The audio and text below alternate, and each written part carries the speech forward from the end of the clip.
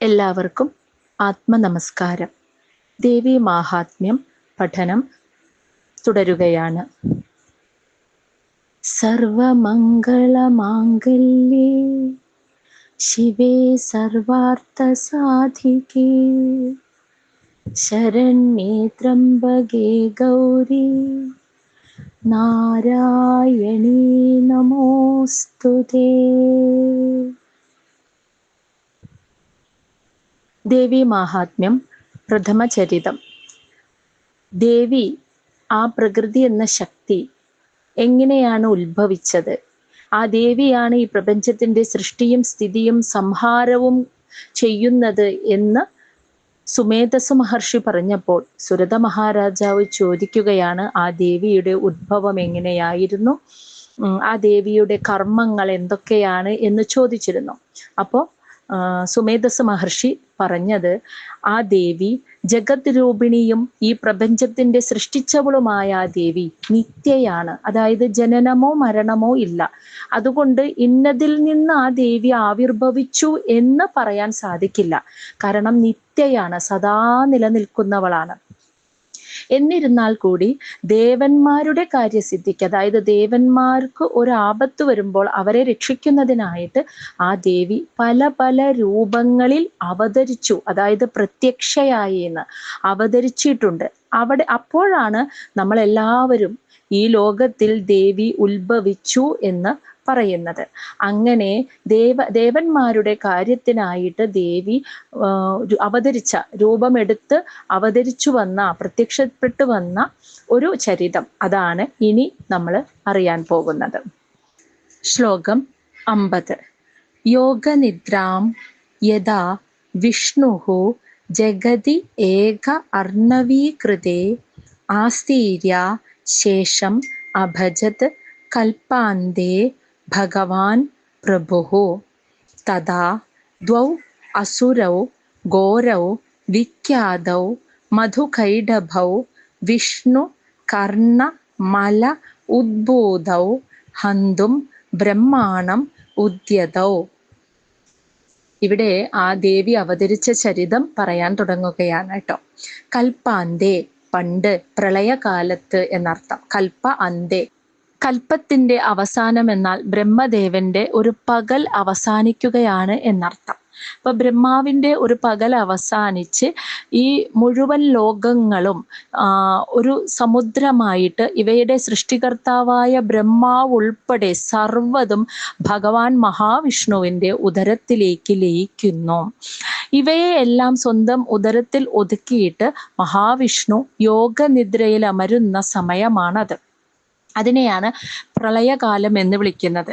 ഈ പ്രളയകാലത്ത് ജഗതി ഏക അർണവീകൃതേ, ഈ ജഗത്ത് മുഴുവൻ ഏക സമുദ്രമായി തീർന്നപ്പോൾ, അതായത് ജഗത്ത് മുഴുവനും സർവചരാചരങ്ങളും പ്രപഞ്ചം മുഴുവനും ഇവയുടെ സൃഷ്ടികർത്താവായ ബ്രഹ്മാവ് ഉൾപ്പെടെ എല്ലാം ഒരു സമുദ്രമായിട്ട് ഭഗവാന്റെ ഉദരത്തിലേക്ക് ലയിച്ചു ചേർന്ന് ഇരിക്കുന്ന ആ സമയത്ത് ഭഗവാൻ പ്രഭു വിഷ്ണുഹു, ഭഗവാൻ പ്രഭുവായിട്ടുള്ള മഹാവിഷ്ണു, ശേഷം ആസ്തീര്യ, ആദിശേഷനെ മെത്തയാക്കിയിട്ട് അനന്തശയനത്തിൽ യോഗനിദ്ര, യഥാ എന്ന് വെച്ചാൽ എപ്പോഴാണോ യോഗനിദ്ര അവസ്ഥയെ അഭജത്, പ്രാപിച്ചത്, തഥാ അപ്പോൾ ദ്വൗ അസുരൗ, രണ്ടസുരന്മാർ, വിഷ്ണു കർണ മല ഉദ്ഭൂതൗ, മഹാവിഷ്ണുവിന്റെ ചെവിയിലെ അഴുക്കിൽ നിന്നും ഉദ്ഭവിച്ച ഘോരൗ, ഘോരന്മാരായ, അതായത് ഭയങ്കരന്മാരായ,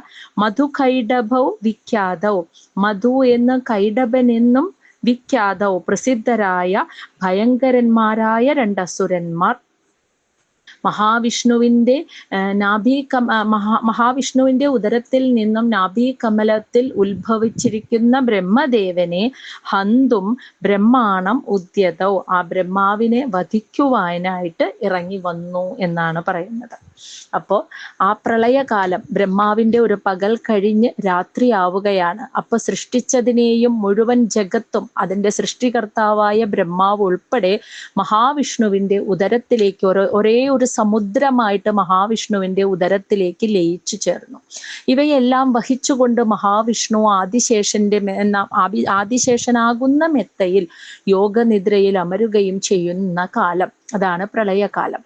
അങ്ങനെയുള്ള ആ സമയത്ത് ആ കാലം, ആ ബ്രഹ്മാവിന്റെ ആ രാത്രി കഴിഞ്ഞിട്ട് വീണ്ടും ഒരു സൃഷ്ടി ആരംഭിക്കുന്ന സമയമായപ്പോൾ ബ്രഹ്മദേവൻ ഉണർന്ന് മഹാവിഷ്ണുവിന്റെ ഉദരത്തിൽ നിന്നും പുറത്തേക്ക് വന്ന നാഭി കമലത്തിൽ ഉദ്ഭവിച്ചതിന് ശേഷം ബ്രഹ്മാവ് നോക്കുമ്പോൾ മഹാവിഷ്ണു ഉറങ്ങിക്കിടക്കുകയാണ്. മഹാവിഷ്ണു ഉണർന്നിട്ടില്ല ആ യോഗനിദ്രയിൽ നിന്നും. ഈ സമയത്ത് ഭഗവാൻ ഉണർന്നിട്ടില്ല. ഈ സമയത്ത് മഹാവിഷ്ണുവിന്റെ ചെവിയിലെ അഴുക്കിൽ നിന്നും ഭയങ്കരന്മാരായ മധു എന്നും കൈഡഭൻ എന്നും പേരുള്ള പ്രസിദ്ധരായ 2 അസുരന്മാർ ആ അഴുക്കിൽ നിന്നും ഉത്ഭവിച്ച് പുറത്തേക്ക് വന്ന അവർ ഭഗവാന്റെ ഉദരത്തിൽ നിന്നും പുറപ്പെട്ടു വന്ന നാഭി കമലത്തിലിരിക്കുന്ന ബ്രഹ്മദേവനെ വധിക്കുവാനായിട്ട് ഇറങ്ങിത്തിരിച്ചു എന്നാണ് ഈ ശ്ലോകത്തിൽ പറയുന്നത്. ശ്ലോകം 52ഉം 53ഉം ഒരുമിച്ച്. സഹ നാഭി കമലേ വിഷ്ണോഹോ സ്ഥിതഃ ബ്രഹ്മ പ്രജാപതിഃ ദൃഷ്ട്വാ തൗ അസുരൗ ച ഉഗ്രൗ പ്രസുപ്തം ച ജനാർദ്ദനം തുഷ്ടാവ യോഗനിദ്രാം തം ഏകാഗ്രഹൃദയഃ സ്ഥിതഃ വിബോധനാർത്ഥായ ഹരേഃ ഹരിനേത്ര കൃതാലയം. നാഭി കമലേ വിഷ്ണോഹോ സ്ഥിതഃ. ഈ സമയത്ത് അപ്പോൾ വിഷ്ണു ഭഗവാന്റെ നാഭി കമലത്തിൽ സ്ഥിതി ചെയ്തിരുന്ന സഹ ബ്രഹ്മ പ്രജാപതി, ആ പ്രജാപതിയായ ബ്രഹ്മാവ് ദൃഷ്ട്വാ കണ്ടു എന്ന്. ആരെയാണ് കണ്ടത്? തൗ അസുരൗ ച ഉഗ്രൗ, ഉഗ്രന്മാരായ 2 അസുരന്മാരെയും പ്രസുപ്തം ച ജനാർദ്ദനം, നിദ്രയിലാണ്ടിരിക്കുന്ന മഹാവിഷ്ണുവിനെയും കണ്ടു എന്ന്. തന്നെ രക്ഷിക്കേണ്ട മഹാവിഷ്ണു യോഗനിദ്രയിൽ അമരുന്നതും തന്നെ വധിക്കാൻ വരുന്ന 2 അസുരന്മാരെയും ഈ സമയം ഭഗവാന്റെ നാഭീകമലത്തിൽ ഇരുന്നു കൊണ്ട് പ്രജാപതിയായ ബ്രഹ്മാവ് കണ്ടു. അപ്പോൾ ബ്രഹ്മദേവന് മനസ്സിലായി ഭഗവാൻ ആ യോഗനിദ്രയിൽ അമരുന്നത് ആ യോഗമായാശക്തിയായ ദേവിയുടെ മായയിലാണ് ഭഗവാൻ പെട്ടിരിക്കുന്നത്. അപ്പോൾ ആ ദേവി, യോഗമായാശക്തിയായ ദേവി ഇപ്പോൾ മഹാവിഷ്ണുവിന്റെ യോഗനിദ്രാരൂപത്തിലാണ് സ്ഥിതി ചെയ്യുന്നത്. അപ്പൊ ഭഗവാൻ ആ മായയിൽ ഇരിക്കുകയാണ്. അപ്പൊ ഭഗവാൻ ആ മായയിൽ നിന്ന് പുറത്തു വരാനായിട്ട് ആ ദേവിയെ, ഭഗവാനെ ഉണർത്താൻ ആ ദേവിയെ സ്തുതിക്കുകയാണ് ബ്രഹ്മാവ്. അതാണ് തുഷ്ടാവ, സ്തുതിച്ചു എന്നർത്ഥം. യോഗനിദ്രാം, യോഗനിദ്രയിൽ അമരുന്ന ആ മഹാവിഷ്ണുവിനെ കണ്ടിട്ട് ഏകാഗ്രഹൃദയസ്ഥിത, ഏകാഗ്രമായ ഹൃദയത്തോടു കൂടിയിട്ട് ആ മനസ്സോടെ ആ ബ്രഹ്മദേവൻ വിബോധനാർത്ഥായ ഹരേഹേ, മഹാവിഷ്ണുവിനെ ആ യോഗനിദ്രയിൽ നിന്നും ഉണർത്തുവാൻ ആഗ്രഹിച്ച് ഹരിനേത്ര കൃതാലയം, മഹാവിഷ്ണുവിന്റെ കണ്ണുകളിൽ അധിവസിച്ചിരുന്ന യോഗനിദ്രാരൂപത്തിലുള്ള ആ മായാശക്തിയായ ദേവിയെ ഏകാഗ്രഹൃദയത്തോടെ ബ്രഹ്മാവ് സ്തുതിച്ചു എന്നാണ് പറയുന്നത്. അപ്പോ ബ്രഹ്മദേവൻ ഭഗവാന്റെ നാഭി കമലത്തിൽ ഉത്ഭവിച്ചപ്പോൾ കാണുന്നത് തന്നെ വധിക്കുവാനായിട്ട് മഹാവിഷ്ണുവിന്റെ ചെവിയിലെ അഴുക്കിൽ നിന്നും മധു എന്നും കൈഡഭൻ എന്നും പ്രസിദ്ധരായ 2 മഹാ അസുരന്മാർ, അതായത് ഉഗ്രന്മാരായ 2 അസുരന്മാർ തന്നെ വധിക്കുവാൻ വരുന്നതും തന്നെ രക്ഷിക്കേണ്ട മഹാവിഷ്ണു യോഗനിദ്രയിൽ അമരുന്നതുമാണ് കണ്ടത്. അപ്പൊ മഹാവിഷ്ണു ഇപ്പൊ യോഗമായ ശക്തിയുടെ ആ മായയാകുന്ന നിദ്രയിലാണ് പെട്ടിരിക്കുന്നത്. അതിൽ നിന്ന് വിഷ്ണു ഭഗവാൻ ഉണരണമെങ്കിൽ അമ്മ തന്നെ ഭഗവാനെ ഉണർത്തണം. ആ മായയിൽ നിന്നും ഭഗവാൻ പുറത്തു വരണം. അത് അമ്മ തന്നെയാണ് ആ മായയിൽ നിന്നും ഭഗവാനെ പുറത്തേക്ക് എടുക്കുന്നത്. അതിന് അമ്മയെ സ്തുതിച്ചാലേ നടക്കുകയുള്ളൂ. വിഷ്ണു ഭഗവാനെ ഉണർത്താൻ അമ്മയെ സ്തുതിച്ചാൽ, യോഗമായാശക്തിയെ സ്തുതിച്ചാൽ മാത്രമേ സാധിക്കുകയുള്ളൂ എന്ന് ബ്രഹ്മാവിന് മനസ്സിലായപ്പോൾ മഹാവിഷ്ണുവിന്റെ കണ്ണുകളിൽ യോഗനിദ്രാരൂപത്തിൽ വസിക്കുന്ന ആ യോഗമായാശക്തിയായ ദേവിയെ മഹാവിഷ്ണുവിനെ ഉണർത്താനായിട്ട് ബ്രഹ്മദേവൻ സ്തുതിക്കുന്നതാണ് ഇനി ഇവിടെ നിന്ന് അങ്ങോട്ട് നമ്മൾ കാണുന്നത്. ഈ ബ്രഹ്മാവിന്റെ ഈ സ്തുതിയെ ആണ് രാത്രി സൂക്തം എന്ന പേരിൽ അറിയപ്പെടുന്നത്. അപ്പോൾ ആ യോഗമായ ശക്തിയായ ദേവിയെ ബ്രഹ്മദേവൻ സ്തുതിക്കുന്നതാണ് ശ്ലോകമാണ് രാത്രി സൂക്തം എന്ന പേരിൽ അറിയപ്പെടുന്നത്. അതാണ് ഇനി നമ്മൾ കേൾക്കാൻ പോകുന്നത്. രാത്രി സൂക്തം. വിശ്വേശ്വരീം ജഗദ്ധാത്രീം സ്ഥിതിസംഹാരകാരിണീം നിദ്രാം ഭഗവതീം വിഷ്ണോः അതുലാം തേജസഃ പ്രഭുഃ. വിശ്വേശ്വരീം, വിശ്വേശ്വരിയും വിശ്വത്തിൻ്റെ ഈശ്വരിയും, ജഗദ്ധാത്രി ലോകമാതാവും, സ്ഥിതി സംഹാരകാരിണീം പരിപാലിക്കുകയും സംഹരിക്കുകയും ചെയ്യുന്നവളും, ഭഗവതി ഭഗവതിയും, അതുലാം അതുല്യയുമായ ആ ദേവി, വിഷ്ണോഹോ വിഷ്ണുവിൻ്റെ ആ യോഗമായാരൂപവുമായിരിക്കുന്ന ആ നിദ്രയെ അല്ലെങ്കിൽ നിദ്രാരൂപത്തിലിരിക്കുന്ന ആ ദേവിയെ ബ്രഹ്മാവ് ഇപ്രകാരം സ്തുതിച്ചു എന്നാണ് പറയുന്നത്. അപ്പോൾ രാത്രി സൂക്തം ഇവിടെയാണ് ആരംഭിക്കുന്നത്, ബ്രഹ്മാവിൻ്റെ സ്തുതി. വിശ്വേശ്വരിയും ലോകമാതാവും പരിപാലിക്കുകയും സംഹരിക്കുകയും ചെയ്യുന്നവളും, അതുല്യയും ഭഗവതിയും, വിഷ്ണുവിൻ്റെ യോഗമായാരൂപമായ നിദ്രാരൂപത്തിലിരിക്കുന്നവളുമായ ആ ദേവിയെ ബ്രഹ്മാവ് ഇപ്രകാരം സ്തുതിച്ചു. ബ്രഹ്മോവാച ത്വം സ്വാഹ ത്വം സ്വധാ ത്വം ഹി വഷട്കാരഃ സ്വരാത്മികാ സുധാ ത്വം അക്ഷരേ നിത്യേ ത്രിധാ മാത്രാത്മികാ സ്ഥിതാ. അക്ഷരേ അതായത് ക്ഷയം സംഭവിക്കാത്ത, നിത്യേ നിത്യയുമായ അതായത് പരബ്രഹ്മസ്വരൂപിണിയായിരിക്കുന്ന, ഒരിക്കലും നാശം സംഭവിക്കാത്തവളും നിത്യയുമായ ത്വം നിൻ തിരുവടി അമ്മേ അവിടുന്ന്, സ്വാഹ സ്വാഹാദേവിയും, ത്വം അവിടുന്ന്, സ്വധാദേവിയും, ത്വം ഹി വഷട്കാരഃ ത്വം അവിടുന്ന്, വഷട്കാര വഷട്ട് എന്നാൽ യജ്ഞത്തിൽ ദേവകൾക്ക് ഹവിസ് അർപ്പിക്കുമ്പോൾ ഉച്ചരിക്കുന്ന ഒരു മന്ത്രമാണ് വഷട്ട് എന്ന് പറയുന്നത്. അപ്പോൾ സ്വാഹാദേവി എന്ന് വെച്ചാൽ ദേവപൂജാ മന്ത്രമാണ്. ദേവന്മാർക്ക് യജ്ഞത്തിൽ ദേവന്മാർക്കുള്ള ഭാഗത്തെ അവർക്ക് സമർപ്പിക്കുന്നത്, അവർക്ക് എത്തിക്കുന്നത് സ്വാഹാദേവിയാണ്. സ്വധാ എന്ന് വെച്ചാൽ സ്വധാദേവി, അതായത് പിതൃപൂജാ മന്ത്രമാണ് സ്വധാ. പിതൃക്കൾക്ക് വേണ്ട യജ്ഞഭാഗത്തെ കൊടുക്കുന്നത് സ്വധാദേവിയുമാണ്. അതായത് ഒരു യജ്ഞം നടക്കുമ്പോൾ ദേവന്മാർക്ക് അർഹതപ്പെട്ട ആ യജ്ഞഭാഗത്തെ അവർക്ക് എത്തിച്ചു കൊടുക്കുന്നത് സ്വാഹാദേവിയും, പിതൃപൂജ ചെയ്യണ സമയത്ത് പിതൃക്കൾക്ക് വേണ്ട യജ്ഞഭാഗത്തെ അവർക്ക് കൊടുക്കുന്നത് സ്വധാദേവിയുമാണ്. ഇനി വഷട്ട് എന്ന് വെച്ചാൽ യജ്ഞത്തിൽ ദേവകൾക്ക് ഹവിസ് അർപ്പിക്കുമ്പോൾ ഉച്ചരിക്കുന്ന ഒരു മന്ത്രമാണ് വഷട്ട് എന്ന് പറയുന്നത്. അപ്പോൾ ക്ഷയം സംഭവിക്കാത്തവളും നിത്യയുമായിരിക്കുന്ന അമ്മേ അവിടുന്ന് തന്നെയാണ് സ്വാഹാദേവിയായിരിക്കുന്നതും സ്വധാദേവിയായിരിക്കുന്നതും, വഷട്കാരഃ വഷട്ട് എന്ന ശബ്ദരൂപമായിരിക്കുന്നതും അവിടുന്ന് തന്നെ. ഇനി സ്വരാത്മിക എല്ലാ സ്വരങ്ങളുടെയും ആത്മാവായിരിക്കുന്നതും അവിടുന്ന് തന്നെ. ഇനി സുധാ, ത്വം സുധ എന്ന് വെച്ചാൽ സുധാരൂപിണി അമൃതരൂപിണിയായിരിക്കുന്നു, അമൃതത്തിന്റെ സ്വരൂപത്തോടു കൂടിയിരിക്കുന്നതും അവിടുന്ന് തന്നെ. ഇനി ത്രിധ എന്ന് വെച്ചാൽ പ്രണവമന്ത്രത്തിൽ 3 വിധത്തിലുള്ള ആ മാത്രാരൂപിണിയായി വർത്തിക്കുന്നതും, ത്രിധ മാത്രാത്മിക സ്ഥിത അങ്ങനെ സ്ഥിതി ചെയ്യുന്നതും നിൻ തിരുവടി തന്നെ എന്നാണ് പറയുന്നത്. അപ്പൊ പ്രണവമന്ത്രത്തിലെ ആ ഉ മ ഈ 3 രൂപത്തിലുള്ള മാത്രാരൂപിണിയായി വർത്തിക്കുന്നതും അവിടുന്ന് തന്നെ എന്ന് പറയുകയാണ്. അപ്പോൾ നിൻ തിരുവടി തന്നെയാണ് സ്വാഹയായും സ്വധാദേവിയായും വഷട്കാര ശബ്ദമായും ഇരിക്കുന്നത്. അവിടുന്ന് തന്നെയാണ് എല്ലാ സ്വരങ്ങളുടെയും ആത്മാവായിരിക്കുന്നത്, അമൃതരൂപിണിയായിരിക്കുന്നതും അവിടുന്ന് ക്ഷയിക്കാത്തവളും നിത്യയുമായ പരബ്രഹ്മസ്വരൂപിണിയാണ്. ഒപ്പം അവിടുന്ന് പ്രണവത്തിൽ 3 വിധത്തിലുള്ള ആ ഉ മ തുടങ്ങിയ മാത്രാരൂപിണിയായ ശബ്ദമായും വർത്തിക്കുന്നതും അവിടുന്ന് തന്നെ എന്ന് പറയുന്നു. അർദ്ധമാത്രാ സ്ഥിത നിത്യ യ അനുച്ചാര്യ വിശേഷതഃ ത്വം ഏവ സാ ത്വം സാവിത്രി ത്വം ദേവി ജനനി പരാ. അർദ്ധമാത്ര എന്ന് വെച്ചാൽ വ്യഞ്ജനാക്ഷരങ്ങളാണ് ഇവിടെ ഉദ്ദേശിക്കുന്നത്. അതായത് അർദ്ധമാത്ര സ്ഥിത, ആ ദേവി തന്നെയാണ് അർദ്ധമാത്ര രൂപേണ സ്ഥിതി ചെയ്യുന്നവളും. അതായത് എല്ലാ സ്വരങ്ങളുടെയും ആത്മാവ് ദേവി തന്നെയാണെന്ന് പറഞ്ഞു. അവിടെ സ്വരാക്ഷരങ്ങളും എന്നാൽ വ്യഞ്ജനാക്ഷരങ്ങളും ആയിരിക്കുന്നത് സ്ഥിതി ചെയ്യുന്നത് ദേവി തന്നെ. അതാണ് അർദ്ധമാത്ര സ്ഥിത. നിത്യ, അവിടുന്ന് നിത്യയുമാണ്.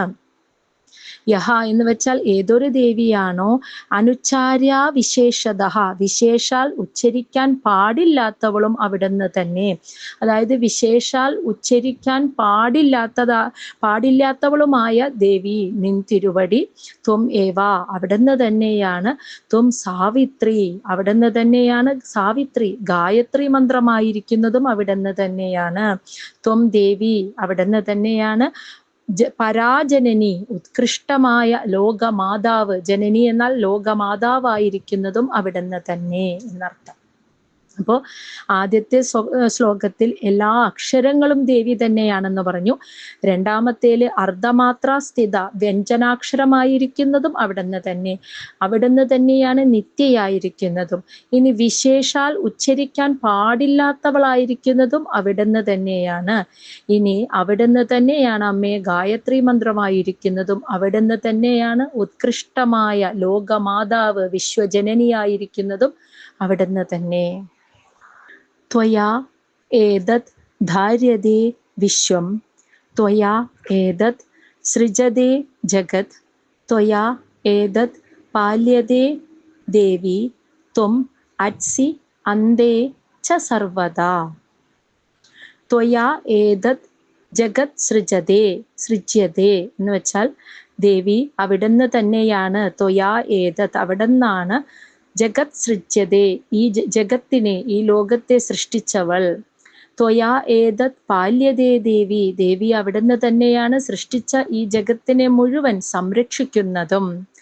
ഇനി ത്വം അത്സി അന്തേച്ച സർവദാ, ദേവി അവിടുന്ന് തന്നെയാണ് അവസാനം എല്ലാം സംഹരിക്കുന്നതും. ഇങ്ങനെ ത്വയായേതത് ധാര്യതേ വിശ്വം, ഇങ്ങനെ പിന്നെയും പിന്നെയും എല്ലായ്പ്പോഴും ദേവിയാൽ ഈ വിശ്വം ധരിക്കപ്പെടുന്നു എന്ന്. ദേവി അവിടുന്ന് തന്നെയാണ് ഈ വിശ്വത്തെ സൃഷ്ടിക്കുന്നത്, ഈ വിശ്വത്തെ സംരക്ഷിക്കുന്നത്, അവസാനം എല്ലാം സംഹരിക്കുന്നതും അവിടുന്ന് തന്നെ. ഇങ്ങനെ എല്ലായ്പ്പോഴും ദേവി തന്നെ ഈ വിശ്വത്തെ, ദേവിയാൽ ഈ വിശ്വം ധരിക്കപ്പെടുന്നു. വിസൃഷ്ടൗ സൃഷ്ടിരൂപാ ത്വം സ്ഥിതിരൂപാ ച പാലനേ, തഥാ സംഹൃതി രൂപാ അന്തേ ജഗതഃ അസ്യ ജഗന്മയേ. ജഗന്മയേ അതായത് ജഗത് രൂപിണിയായ ദേവി.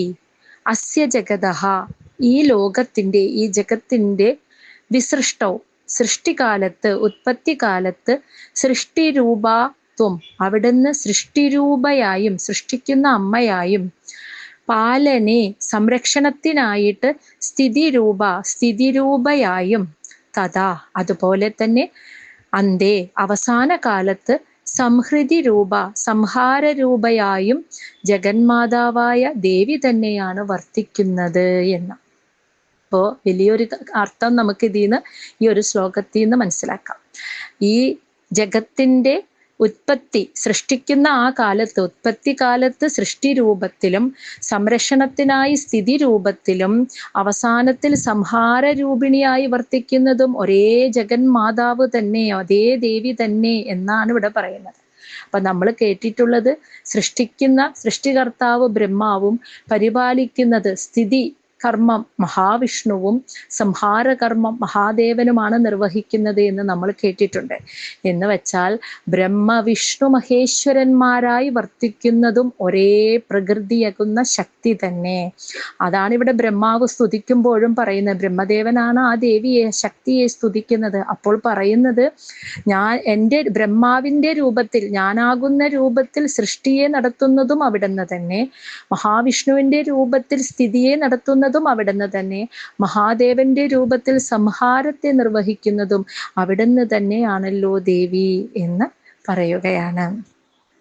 മഹാവിദ്യ, മഹാമായ, മഹാമേധ, മഹാസ്മൃതി, മഹാമോഹ, ച ഭവതി മഹാദേവി മഹാസുരി. മഹാവിദ്യ, ജ്ഞാനം പ്രകാശിപ്പിക്കുന്ന മഹാവിദ്യ ആയിരിക്കുന്നതും ദേവി തന്നെ. മഹാമായ, ആ മഹാജ്ഞാനത്തെ, ആ മഹാവിദ്യയെ മറച്ചു വെക്കുന്ന മഹാമായയായിരിക്കുന്നതും ദേവി തന്നെ. മഹാമേധ, ധാരണാശക്തി, അതായത് ബുദ്ധിശക്തി നൽകുന്ന മഹാമേധയായിരിക്കുന്നതും ഒരേ ദേവി തന്നെ. മഹാസ്മൃതി, വേദസ്വരൂപിണിയായ മഹാസ്മൃതിയായിരിക്കുന്നതും അതേ ദേവി തന്നെ. മഹാമോഹ, ഇനി ഈ സംസാര ചക്രത്തെ പ്രവർത്തിപ്പിക്കുന്ന അജ്ഞാനത്തെ സൃഷ്ടിക്കുന്ന മഹാമോഹവും അവിടുന്ന് തന്നെ. ഇനി ഭവതി മഹാദേവി, ഭഗവാന്റെ പത്നിയായ, ഈശ്വര പത്നിയായ മഹാദേവിയായിരിക്കുന്നതും അവിടുന്ന് തന്നെ. മഹാസുരി, മഹാസുര ശക്തിയായിരിക്കുന്നതും അവിടുന്ന് തന്നെ. അപ്പോ ആ പരബ്രഹ്മജ്ഞാനത്തെ പ്രകാശിപ്പിക്കുന്ന മഹാവിദ്യയായിരിക്കുന്നതും അതേ ദേവി തന്നെ. അതിനെ മറച്ചു വെക്കുന്ന മായയായിരിക്കുന്നതും അവിടുന്ന് തന്നെ. ധാരണാശക്തി നൽകുന്ന മഹാമേധയും അവിടുന്ന് തന്നെ. വേദസ്വരൂപിണിയായ മഹാസ്മൃതിയും ദേവി തന്നെ. സംസാര ചക്രത്തെ പ്രവർത്തിപ്പിക്കുന്ന ആ അജ്ഞാനമാകുന്ന മഹാമോഹവും ദേവി തന്നെ. ഈശ്വര പത്നിയായ മഹാദേവിയും ദേവി തന്നെ. മഹാസുര ശക്തിയായിരിക്കുന്നതും അവിടുന്ന് തന്നെയാണ്. പ്രകൃതിഹി ത്വം ഹി സർവസ്യ ഗുണത്രയ വിഭാവിനി കാളരാത്രിഹി മഹാരാത്രിഹി മോഹരാത്രിഹി ച ദാരുണ. ഗുണത്രയ വിഭാവിനി, സത്വ രജ തമോ രൂപങ്ങളാകുന്ന ഗുണങ്ങളാൽ കണക്കാക്കപ്പെടുന്ന, നമ്മൾ അനുമാനിക്കുന്ന ആ സർവസ്യ പ്രകൃതി, എല്ലാത്തിൻ്റെയും പ്രകൃതി, ആ പ്രകൃതിയായിരിക്കുന്നതും ത്വം അവിടുന്ന് തന്നെയാണ്. അപ്പൊ പ്രകൃതിദത്തമായി കിട്ടുന്ന സത്വഗുണം, രജോ ഗുണം, തമോ ഗുണം എന്നീ രൂപത്തിൽ, ഈ മൂന്ന് രൂപത്തിൽ നമ്മൾ, ഈ മൂന്ന് ഗുണങ്ങളുടെ രൂപത്തിൽ നമ്മൾ കണക്കാക്കുന്ന എല്ലാത്തിൻ്റെയും പ്രകൃതിദത്തമായ ഗുണം അല്ലെങ്കിൽ സ്വഭാവമായിരിക്കുന്നതും ദേവി തന്നെയാണ്.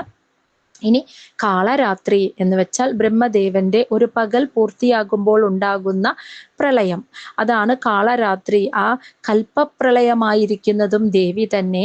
ഇനി മഹാരാത്രി, ബ്രഹ്മാവിന്റെ 100 വയസ്സ് പൂർത്തിയാകുമ്പോൾ ഉണ്ടാകുന്ന മഹാപ്രളയം, ആ മഹാപ്രളയമായി വരുന്നത് ദേവി തന്നെ. ഇനി മോഹരാത്രി, അതായത് മനുഷ്യര് വ്യാമോഹരൂപിണിയായിട്ട്, മനുഷ്യന്റെ ഉള്ളിൽ അജ്ഞാനമായി വ്യാമോഹരൂപിണിയായി, ദാരുണ എന്ന് വെച്ചാൽ മാറ്റാൻ കഴിയാത്തത്, അതായത് പരിഹരിക്കാൻ കഴിയാത്തതായ മോഹരാത്രിയായിരിക്കുന്നതും അവിടുന്ന് തന്നെ എന്ന്. അപ്പോൾ എല്ലാവരുടെയും പ്രകൃതിദത്തമായ ഗുണം, സത്വരജ തമോ ഗുണം, ഈ 3 ഗുണങ്ങളുടെ രൂപത്തിൽ എല്ലാത്തിൻ്റെയും പ്രകൃതിയായിരിക്കുന്നതും ദേവി തന്നെ. ബ്രഹ്മദേവന്റെ ഒരു പകൽ കഴിയുമ്പോൾ ഉണ്ടാകുന്ന കൽപ്പപ്രളയമായിരിക്കുന്നതും ദേവി തന്നെ. ബ്രഹ്മാവിന്റെ 100 വയസ്സ് പൂർത്തിയാകുമ്പോൾ ഉണ്ടാകുന്ന മഹാരാത്രി, മഹാപ്രളയമായിരിക്കുന്നതും ദേവി തന്നെ. മനുഷ്യന്റെ ഉള്ളിൽ അജ്ഞാന രൂപത്തിൽ, വ്യാമോഹ രൂപത്തിൽ ഒരിക്കലും മാറ്റാൻ കഴിയാത്ത മോഹരാത്രിയായിരിക്കുന്നതും അവിടുന്ന് തന്നെയാണ് അമ്മേ. ത്വം ശ്രീഹി, ത്വം ഈശ്വരി, ത്വം ഹ്രീഹി, ത്വം ബുദ്ധിഹി, ബോധലക്ഷണ, ലജ്ജ, പുഷ്ടിഹി, തഥാ തുഷ്ടിഹി, ത്വം ശാന്തിഹി, ക്ഷാന്തി ഏവച. ത്വം ശ്രീഹി, ദേവി അവിടുന്ന് തന്നെയാണ് ഐശ്വര്യലക്ഷ്മി, ശ്രീദേവിയായിരിക്കുന്നതും. ത്വം ഈശ്വരി, അവിടുന്ന് തന്നെയാണ് ഈശ്വരീ ദേവി, ഈശ്വരന്റെ പത്നിയായി ഈശ്വരിയായിരിക്കുന്നതും. ത്വം ഹ്രീ, അതായത് സജ്ജനങ്ങളുടെ ഉള്ളിൽ അധർമ്മം ചെയ്യാൻ പോകുമ്പോൾ ഉണ്ടാകുന്ന ഒരു ഭയം, അങ്ങനെ അതിനെയാണ് ഹ്രീ എന്ന് വിളിക്കുന്നത്. അപ്പൊ സജ്ജനങ്ങളുടെ ഉള്ളിലുള്ള ആ അധർമ്മ ഭീരുത്വം, അതാണ് ഹ്രീ. ആ ഹ്രീ ആയിരിക്കുന്നതും ദേവി തന്നെ. തെറ്റ് ചെയ്യരുത്, ചെയ്യാനുള്ള ഒരു ഭയമായിരിക്കുന്നതും ആ ദേവി തന്നെ. ഇനി ത്വം ബുദ്ധി, ധാരണാ സാമർഥ്യമാകുന്ന ബുദ്ധിശക്തിയായിരിക്കുന്നതും ദേവി തന്നെ. ബോധലക്ഷണ, അതാണ് ബുദ്ധിഹി ബോധലക്ഷണ, ആ ധാരണാശക്തി ആയിരിക്കുന്ന, ശാസ്ത്രം ധർമ്മം ഇതൊക്കെ അറിയുന്ന ധാരണാ സാമർഥ്യമുള്ള ബുദ്ധി ആയിരിക്കുന്നതും ദേവി തന്നെ. ഇനി ലജ്ജ, ചെയ്യരുതാത്തതിൽ നിന്നും മനുഷ്യനെ പിന്മാറ്റുന്ന ആ ലജ്ജാശക്തിയായിരിക്കുന്നതും ദേവി തന്നെ. പുഷ്ടിഹി, സമ്പദ് സമൃദ്ധി രൂപേണയുള്ള പുഷ്ടിശക്തിയായിരിക്കുന്നതും ദേവി തന്നെ. തഥാ, അതുപോലെ തുഷ്ടിഹി, കിട്ടിയതുകൊണ്ട് സന്തോഷിക്കുന്ന തുഷ്ടി എന്ന ശക്തിയായിരിക്കുന്നതും ദേവി തന്നെ. ത്വം ശാന്തിഹി, ഇന്ദ്രിയ നിയന്ത്രണം സാധ്യമാക്കുന്ന ശാന്തി എന്ന ശക്തിയായിരിക്കുന്നതും ദേവി തന്നെ. ഇനി ശാന്തി ഏവച, പ്രകോപനങ്ങൾ ഉണ്ടായാലും ക്ഷോഭിക്കാത്ത ശാന്തി ശക്തി, അതായത് ക്ഷമാശക്തിയായിരിക്കുന്നതും അമ്മേ അവിടുന്ന് തന്നെ എന്നാണ് പറയുന്നത്. അപ്പോൾ ഐശ്വര്യലക്ഷ്മിയായ ശ്രീദേവി ആയിരിക്കുന്നതും ഈശ്വരീ ദേവിയും അവിടുന്ന് തന്നെയാണ്. സജ്ജനങ്ങളുടെ ഉള്ളിലെ അധർമ്മഭീരുത്വം ഹ്രീ ആയിരിക്കുന്നതും ദേവി തന്നെ. ധാരണാ സാമർഥ്യമാകുന്ന ബുദ്ധിശക്തിയായിരിക്കുന്നതും ദേവി തന്നെ. ചെയ്യരുതാത്തതിൽ നിന്നും മനുഷ്യനെ പിന്മാറ്റുന്ന ലജ്ജാശക്തിയായിരിക്കുന്നതും ദേവി തന്നെ. സമ്പദ് സമൃദ്ധി രൂപേണയുള്ള പുഷ്ടിശക്തിയായിരിക്കുന്നതും ദേവി തന്നെ. അതുപോലെ കിട്ടിയതുകൊണ്ട് സന്തോഷിക്കുന്ന തുഷ്ടിശക്തിയായിരിക്കുന്നതും ദേവി തന്നെ. ഇന്ദ്രിയ നിയന്ത്രണം സാധ്യമാക്കുന്ന ശാന്തി എന്ന ശക്തിയായിരിക്കുന്നതും ദേവി തന്നെ. എത്ര പ്രകോപനങ്ങൾ ഉണ്ടായാലും ക്ഷോഭിക്കാത്ത ശാന്തി അഥവാ ക്ഷമാശക്തിയായിരിക്കുന്നതും അമ്മേ അവിടുന്ന് തന്നെ. ഗഡ്ഗിനി, ശൂലിനി, ഘോര, ഗദിനി, ചക്രിണി, തഥാ ശങ്കിനി, ചാബിനി, ബാണ, ഭുഷുണ്ഡി, പരിഘ, ആയുധ. അമ്മേ നിന്തിരുവടി ഗഡ്ഗിനി, ദേവിയുടെ കയ്യിലെ ആയുധങ്ങളാണ് പറയുന്നത്. ഗഡ്ഗിനി എന്നാൽ വാള്. വാള് കയ്യിലേന്തിയവൾ ദേവി ഗഡ്ഗിനി. അപ്പോൾ വാള് കയ്യിലേന്തിയത് കൊണ്ട് ദേവിയെ ഗഡ്ഗിനി എന്ന് വിളിക്കുന്നു. ശൂലിനി, ശൂലം കയ്യിലേന്തിയവളായതുകൊണ്ട് ശൂലിനി. ഘോര, അതായത് ഘോര ഭയാനകമായ ശിരസ് കയ്യിലേന്തിയവളായതുകൊണ്ട് ഘോര എന്ന് വിളിക്കുന്നു. ഗദം കയ്യിൽ പിടിച്ചതുകൊണ്ട് ഗദിനി. ചക്രം കയ്യിൽ പിടിച്ചിരിക്കുന്നത് കൊണ്ട് ചക്രിണി. തഥാ അതുപോലെ ശങ്കിനി, ശംഖ് കയ്യിലേന്തിയത് കൊണ്ട് ശങ്കിനി. ചാബിനി, ചാപം കയ്യിലേന്തിയിരിക്കുന്നത് കൊണ്ട് ചാബിനി. ബാണ, ബാണം കയ്യിലേന്തിയിരിക്കുന്നത് കൊണ്ട് ബാണ. ഭുഷുണ്ഡി എന്ന് വെച്ചാൽ വടി കയ്യിലേന്തിയിരിക്കുന്നത് കൊണ്ട് ഭുഷുണ്ഡി. പരിക എന്നീ ആയുധങ്ങൾ കയ്യിൽ ധരിക്കുന്നവളാകുന്നു ദേവി എന്നാണ് ഈ ശ്ലോകത്തിൽ പറയുന്നത്. അപ്പോൾ ദേവി അവിടുന്ന് തന്നെയാണ് വാള്, ശൂലം, ശിരസ്, ഗദ, ചക്രം, ശംഖ്, ചാപം, ബാണം, വടി, പരിഘ ഈ ആയുധങ്ങൾ കയ്യിൽ ധരിക്കുന്നവളുമാകുന്നു അവിടുന്ന്. സൗമ്യ, സൗമ്യതര, അശേഷ സൗമ്യേഭ്യഃ തു അതിസുന്ദരി പരാപരാണാം പരമാ ത്വമേവ പരമേശ്വരി. സൗമ്യ, സൗമ്യയും, സൗമ്യതര, സൗമ്യമായ, അശേഷ സൗമ്യേഭ്യഃ എല്ലാ വസ്തുക്കളിലും വെച്ച് സൗമ്യതര എന്ന് വെച്ചാൽ സൗമ്യയും, അതിസുന്ദരി അതിസുന്ദരിയും, പരാപരാണം പരാണാം പരമ പരാപരന്മാരായ ത്രിമൂർത്തികൾക്കും ദേവന്മാർക്കും അപ്പുറം അവർക്കും പരമമായതും, ത്വമേവ പരമേശ്വരി അങ്ങനെയൊക്കെ ഇരിക്കുന്നവളും പരമേശ്വരിയും നിൻ തിരുവടി തന്നെ അമ്മേ. അപ്പോൾ സൗമ്യയും സൗമ്യമായ എല്ലാ വസ്തുക്കളിൽ വെച്ച് ഏറ്റവും സൗമ്യയും അതിസുന്ദരിയും പരാപരന്മാരായ ത്രിമൂർത്തികൾക്കും ദേവന്മാർക്കും അപ്പുറത്തുള്ളവളും അങ്ങനെ വാഴുന്നവളും പരമേശ്വരിയും അവിടുന്ന് തന്നെയാണ് അമ്മേ.